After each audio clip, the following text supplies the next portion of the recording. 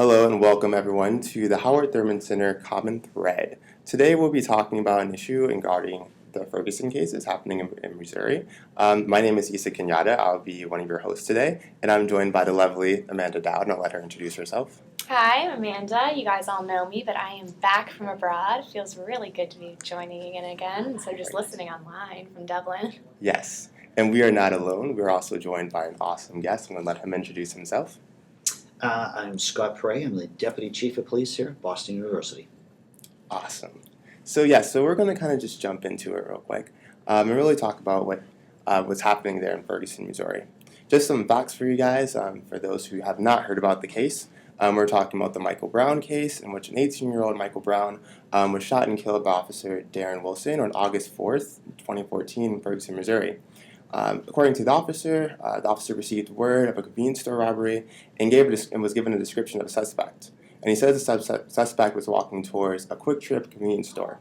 So when the officer saw Brown and his friend, he encountered them down the road. In this encounter, according to Joe Belmar, the St. Louis County Police Chief, this encounter led to a physical altercation, which eventually led to Michael Brown being shot and killed by Officer Darren Wilson. In light of this tragedy, we've had a lot of backlash come back from the community, saying about social justice and justice for Michael Brown. Was this a factor of racism or bigger societal forces? But I want to ask you, Scott, just personally, is there some issue that you believe that actually kind of was a huge factor in this case, but isn't really getting a lot of airtime on the media, such as CNN and CNNBC? Well, we know what the symptoms are in this case, but I think what hasn't really come out totally is the causes, the deep-rooted causes, and how far they've actually gone back in this town and, quite honestly, in other cities and towns throughout the country. Yeah, absolutely. I definitely agree. And I think one thing that I'd like to bring up, of course, is actually really focusing on this idea of the militarization of police, right? Mm-hmm. So it's the way that our police officers are trained in the United States. And in some states, you're trained to maybe be shot and killed. Be shot to shoot to kill if your life is threatened. But that can be a really blurry line for some individuals. And so it kind of leads to my next question involving, at what point does a police officer, and Amanda, you can chime in too with your opinion, but I want to ask you guys, at what point does a police officer become a soldier in their own community? You know, are we having a war on drugs and terrorism, or are we also having a war on crimes such as robberies and on banks and things? So. And you know what, actually, before you chime in, can you just give your background as a police officer for our listeners? Yes. Before coming to Boston University, I was with the state police for 27 years. Mm-hmm. I retired as a major. I was director of aviation security at Logan Airport. And I've been here at Boston University for the past 7 years. Okay, got it. Thank you. Just so people know where you're coming from. Yeah, no, good call. Yeah. But yeah, so what do you think? Where is that line between being a police officer and becoming a soldier in your community? Well, Scott, I'm really interested in what you think about that. And, you know, as someone who actually has experience and did this job for decades, or is doing this job and has been for decades. So the question is, at what point does a police officer become a soldier in our country? Mm-hmm. I have a one-word answer. It's never. Mm-hmm. We're not soldiers. Yeah. We're police officers, and our job is to protect and serve. And our service is to the community. Yeah. Soldiers fight the enemy. Mm-hmm. And although they're protecting and serving our country, they do it in a whole different way. Yeah. They're fighting enemy combatants. Mm-hmm. Our citizens are not enemy combatants in any means. They're our brothers, our sisters, our family, our relatives. That's what we're dealing with. Mm-hmm. Yeah. I think that one of the major criticisms right now against police officers in this country that I've been hearing a lot is that sometimes they're too hostile, too severe. They do sometimes approach it as the enemy. Certainly not always, but there have obviously been incidents of that. Do you have any idea where that could be coming from, that kind of culture, that kind of attitude? You know, I think police officers in this country, and you got to remember there's over 700,000 in this country. That's a lot of police officers. Mm-hmm. And there's some really good police officers. Mm-hmm. And I think most of them have provided very good training. I can't say every city and town provides that level of training throughout the United States. Right. And I can also say that of the 700,000, that there won't be some that are aggressive. Mhm. And maybe they take means into their own hands when they really shouldn't. Mhm. Right. So I think maybe that's where some of that comes from. And also I think sometimes it gets taken out of context where there was an escalation of force and they were dealing with a certain situation for a while and it escalated to that level where they were aggressive. Yeah. No, I definitely agree with you there too. I think that there really shouldn't be a point where a police officer is considered a soldier in our community. But looking at some of the pictures that you see that are happening in Ferguson with the protests, with police officers coming in with tear gas and like going like with the protesters, it really can look like a war zone. Looking at how it looks when the media's portraying it, you know. You're absolutely right. Yeah. And it's not just our media. It was they're showing these pictures all over the country. Yeah. Palestine, Syria. Yeah. They're saying, hey, deal with your own problems. Look at how you deal with it. Look at how you deal with your own country. This is what you're Yeah. doing to your own people. I know you see those military vehicles, but they're not designed to go into protest. Most of those military vehicles that have been acquired by law enforcement have been for their protection against situations such as a large active shooter situation. Yeah. So they can go in to assist the public, not to use it against the public. Yeah. Yeah. It's interesting. When I was in Dublin, Ireland, like many other European countries, doesn't believe in having their police officers carry guns. I personally do not agree with that. I am comfortable with American police officers having guns. But when I was speaking to one of my professors about it, he said, I know Americans always think it's crazy, but the way we see it is it escalates the situation. And I think that that argument is certainly true of some of the equipment that is being used or was being used by police officers in Ferguson. You have tear gas and gas masks and those armored vehicles. What are your thoughts on that?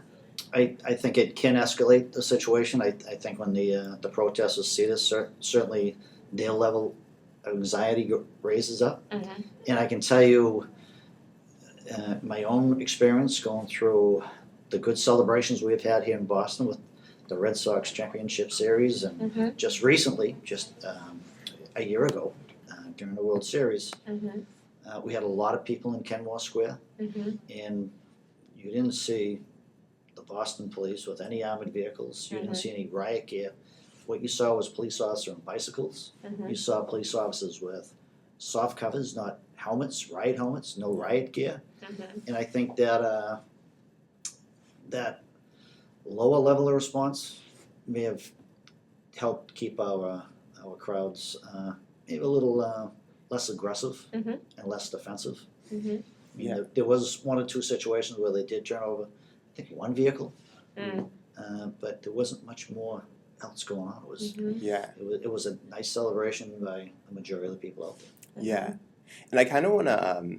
One thing that I noticed was when I was looking at these pictures and photographs of what's happening with the protest and the police officers, and when you do see the police officers with like these masks on for like gas masks with the armored vehicles, even using rubber bullets at times, it can look very like menacing. But my question is, at what level of what level of force can you use to keep the peace? Because these protesters aren't always being peaceful. Let's be honest with that too.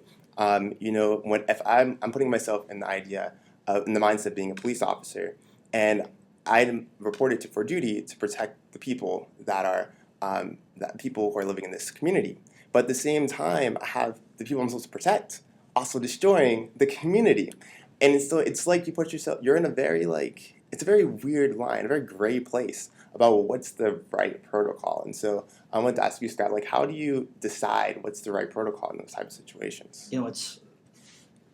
It's a tough call unless you're there and Yeah. actually to be an outsider and do that money one quarterback, and it's very difficult and unfair to judge the actions. And I wasn't there and I didn't see everything going on. I saw the news reports, but you don't always see the whole picture. Very true. But as far as what force you should use, it's always an escalation of force. you don't want to go right away and start shooting up. There's some guys walking down the street. Let's shoot some tear gas out. Yeah. Right. You never want to do that. And that would be my last means, quite Yeah. honestly, is the tear gas. We've had very good success just going up and finding who's ever leading the protest and speaking with them. Mm-hmm. And they will tell you, yeah, we want to march from this point down to this point. And we've had very good luck in dealing with the leaders of these protests saying, yeah, we want to go from point A to point B, and we'll provide officers to escort them down and work together with them. Yeah. The idea that communication is key. I think communication is always key, Right. as opposed to, here's our line, don't cross it. Yeah. Here's, you can't go beyond that. But you're right, at the same time, when people begin looting and breaking windows and breaking into sewers, that's Mhm. somebody's property. Right. And it's a good chance it's a guy that's providing a living for his family, and that's, if he goes out of business, he can't provide it for his wife and children. Yeah. So you gotta take that into account. But again, it doesn't mean you're pulling up your guns and shooting at these people by Yeah. any means. I think you brought up an interesting point before when you mentioned the celebration after the Red Sox won the World Series. And obviously, granted, we know that that was for a happy occasion, whereas the situation in Ferguson is obviously not at all. It's for the complete opposite situation. But you said that there was only one car turnover, to your knowledge, That I can recall. Right. So, in other words, there were only a couple isolated incidents where things got a little out of hand. That's been something that people have brought up in Ferguson, is that most people are there to peacefully protest, and you have that small group of people that don't care about the true issue. They're there to loot and rob, and unfortunately, that's what's getting a lot of headlines. And, it creates, I'm not excusing the excessive force that's used by police officers at all. That's not okay, especially with civilians, but it's almost as if these few people who are looting and robbing and causing these issues just are contributing to a culture of fear that the police officers seem to have, which just continues to escalate the situation even more. I agree with you. I think it just spun everything up. Those and I agree. It wasn't everybody who was doing Right. the looting. It was a small Right. minority. Matter of Mhm. fact, and according to the reports I read, that it was the community leaders that actually were huge factors in stopping these people from looting. Yeah. Right? Which I give them a lot of gratitude for doing Yeah. that. Mm-hmm. Yeah. It's always a small minority, and it spins up. And if you can identify that small group and take some action very quickly against that small group, as opposed to paint everybody with they're all here to loot, Mm-hmm. that Yeah. type of brush. That's pretty much may have seemed like that was happening in this case. Mm-hmm. Yeah. It ended up being all the police against all the protesters, Right. where it was only a small amount of protesters really causing all the Right. crime. Yeah. No, I definitely, to your point there, because for me, it's kind of like one bad apple spoils a whole bunch type of thing when it comes to a protest. Because let's be honest, like, it's kind of hard to determine, like, find those people who are causing the trouble and who are not, especially when it's at night. Like, that's a difficult task.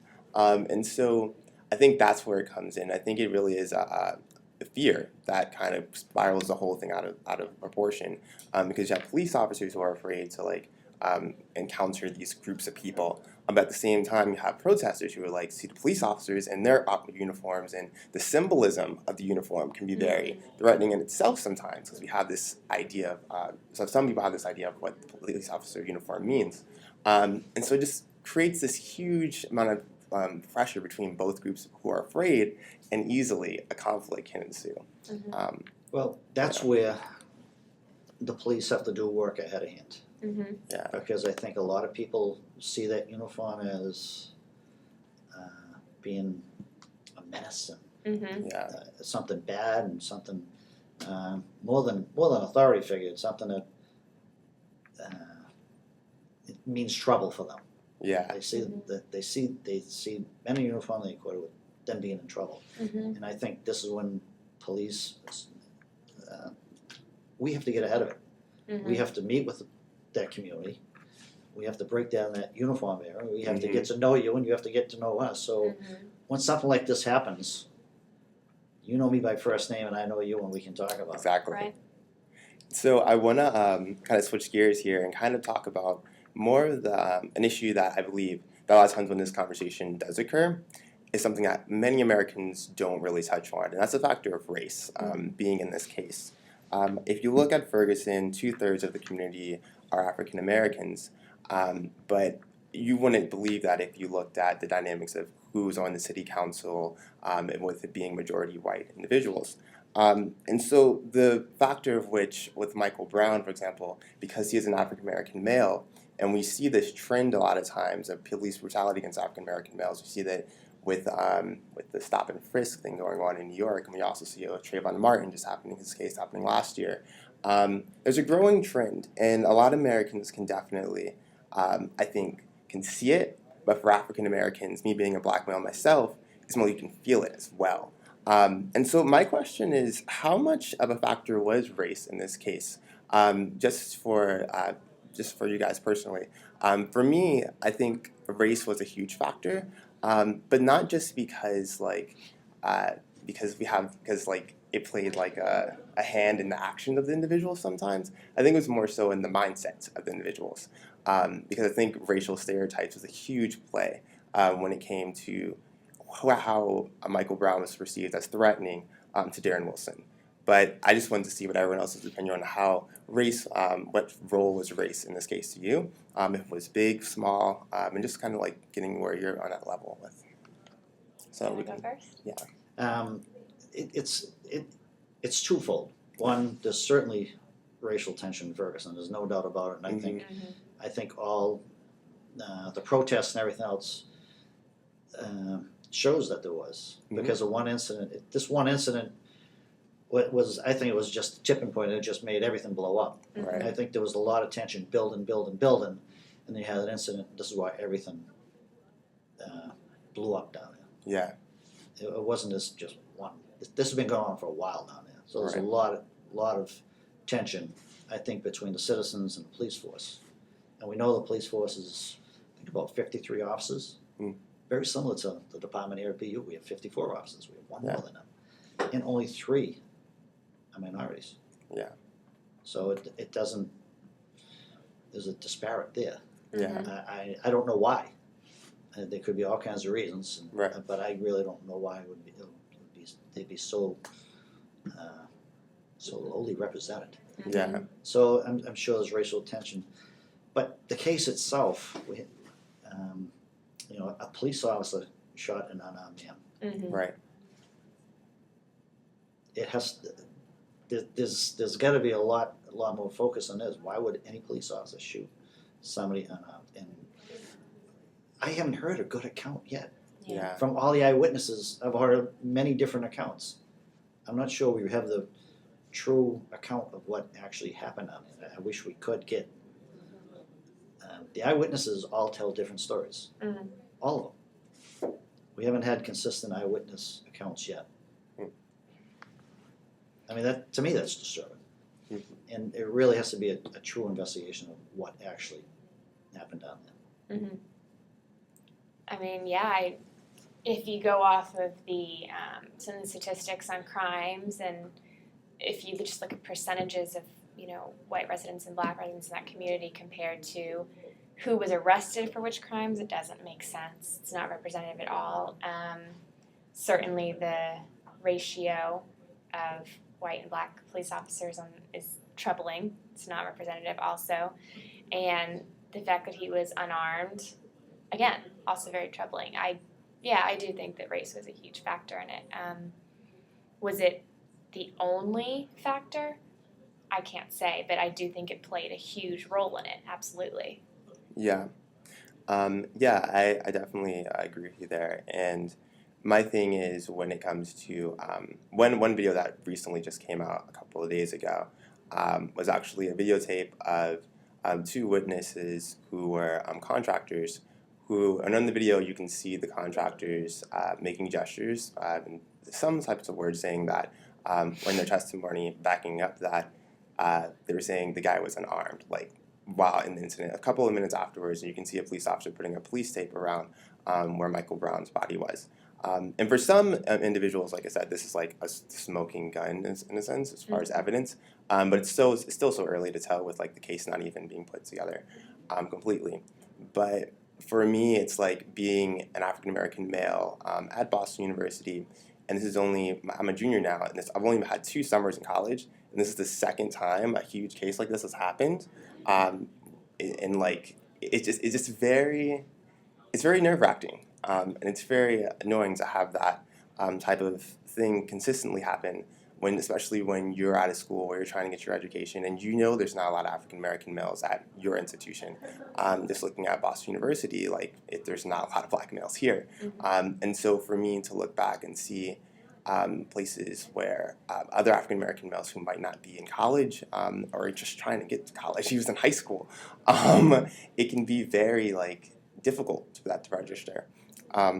But I think one thing that I did want to talk about also. Just Yeah. to follow up with your thought, I think by us talking about this, Yeah. that it brings a little light on it, and it Absolutely. shows that it's not acceptable. It's not the norm. Yeah. I think it jumps out in the society. Yeah. Of hey, what's going on? Let's look at it. So Yeah. I think that's maybe one of the positives that in this day and age that this is not acceptable. Yeah.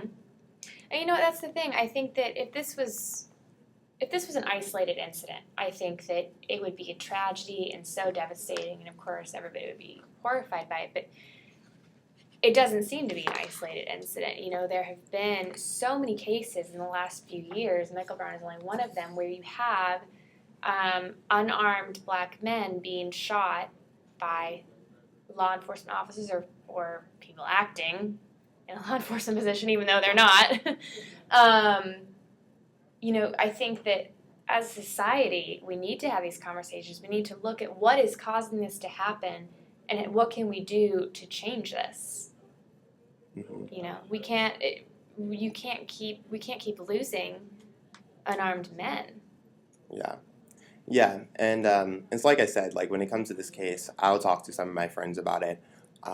And one thing that kind of pops up is, number one, yes, the narrative that this was an unarmed person in general. Right. This should never happen.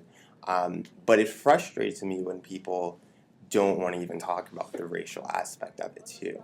And that's when it becomes hard for me to have a conversation with that individual, because the more we don't talk about race, the more we're basically condoning that it needs to be swept under the carpet. Because if it's something that's taboo, that's not spoken about when these types of incidents happen, then it's not something that's not really a factor. So I think it's twofold. I think we need to look at both this person as an individual and also in the context of race, and just kind of seeing people's feelings around it, and recognizing them as valid feelings, and when such a tragedy has occurred. Well, I think this incident certainly shed light that there's a serious issue overall in Ferguson. Yeah.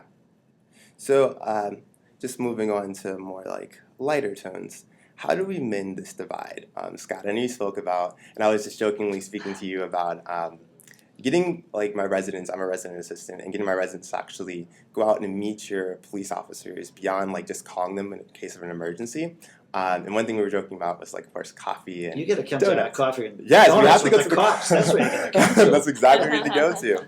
And I think that's the thing here. I think our community is divided. If you look on the social media, as soon as the Ferguson news was coming out about this case, all I saw were negative videos depicting police officers in the worst light possible.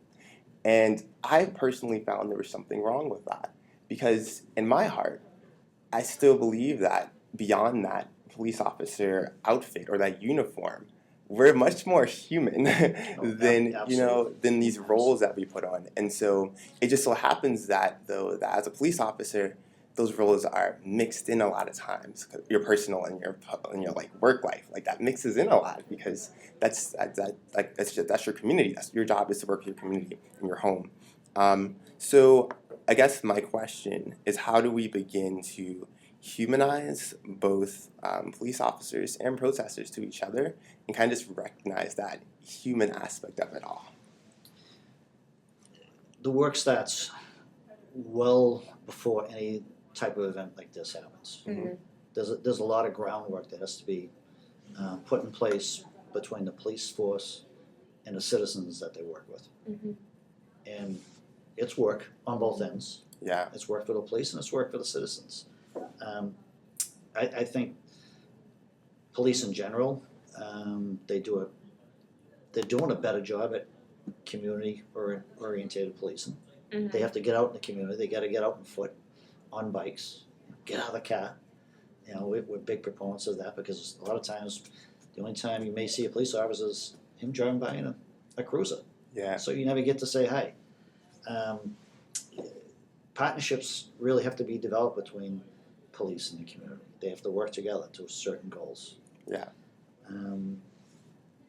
I think the police really have to listen to the citizen concerns. I think we really have to step back and listen to their needs and their wants because they're our customers. That's who we work for. Right. I mean, bottom line. Mm-hmm.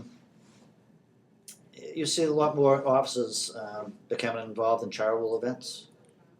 Special Olympics, you see a lot of officers run with the torch. Those types to show the human side. Yeah. Coffee with the cops. It's Mhm. simple, but it really breaks down. I've met so many students here by having a cup of coffee with them.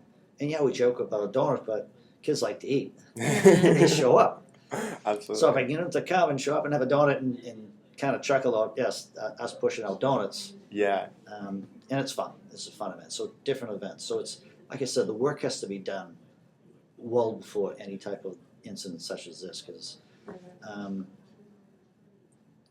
I can tell you there's going to be another tragic incident. Right. And if you're ahead of it, if you're ahead and you have those relationships already built up, at least we can be able to deal with it in a much better manner than what's been going on down in Ferguson. Yeah, because I completely think that when it comes to an issue like this, any societal issue, you won't be able to fix the community until you do reach across that aisle and work with both sides of the coin, you know? Like protesters and police officers do need to know each other way before incidents like this happen, so that you can recognize that at the end of the day, we're both members of this community and that we need each other to work it out. I'm not going to go ahead and say that there's one side that's all on the right and one side all on the wrong, because this is much more than the black and white issue. You have like protesters who are peaceful and those who do are like pretty radical, and then you also have police officers who do abuse their power, but those who do like know how to like be respectful. And so I think that we have to like balance those two, and just make sure that we recognize you need both sides to fix this problem. We have to work together. Yeah, and you know what? I always felt that, especially as someone who is white, I think that people are afraid to talk about race. They're afraid that if they mention it, if they talk about it, they'll automatically be seen as racist.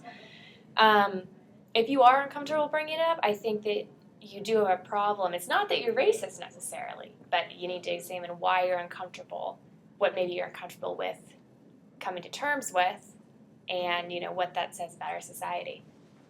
It doesn't. I think everybody has prejudice.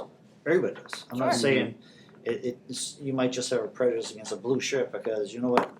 When I was a kid, that blue shirt ripped on me. I'm not going to wear that blue shirt. So No, absolutely. you have predetermined prejudice, and the point is, especially being a police officer, you have to recognize what your prejudices are, and you have to deal with them. Mm-hmm. And then you have to deal with all of our citizens exactly the same. Mm-hmm. Yeah.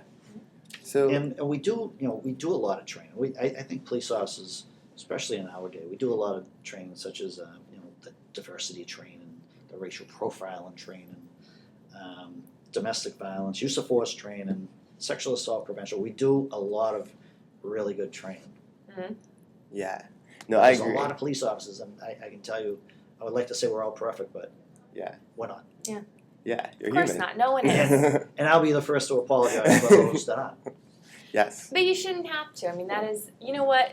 I mean, Scott, I think I have met some wonderful police officers, now you included, who love their job, who want to know the people that they are serving, and who are committed to keeping our communities safe.